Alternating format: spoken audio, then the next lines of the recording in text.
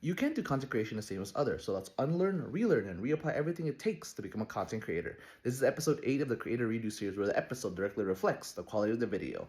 In today's episode, I'm going to talk about the 2 most common ways to use a camera. So in the first 7 episodes, we just talked about how to get started, the mentality, the habitual parts of it. So now we're going to talk about the nitty-gritty. How do you start using a camera more effectively other than just to record?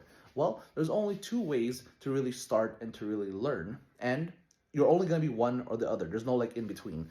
When it comes to using your camera, the first way is if you're using yourself as the subject, hold it in your hand and try not to be too stagnant. And the reason for this is when it comes to the current social media landscape, dynamics is part of the recording. If you try to be methodical about it, the best way is to understand dynamics at a fundamental level. Dynamics in a video just means how much action can you provide in a video. Yes, this shaking might seem a little inconvenient, a little annoying, but you have to understand that this shaking contextually is what's helping your video push forward.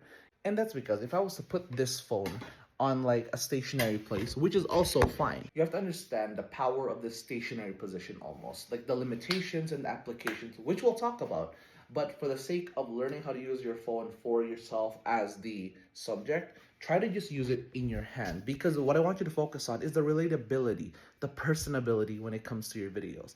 And what better way to do it than to look at yourself, looking at someone like at eye level to you. Because when you're looking at someone trying to convey something, they're almost at eye level. It's really easy for you, or really easy to understand how you can communicate it when you're at eye level. So start with that. When it comes to the second part, how to do it the other way, is with subjects. If you're gonna do voiceovers, or you don't want yourself to be the main, content piece, and you want a subject like, I don't know, this Vaseline tub, you have to start experimenting with different levels and heights without buying anything.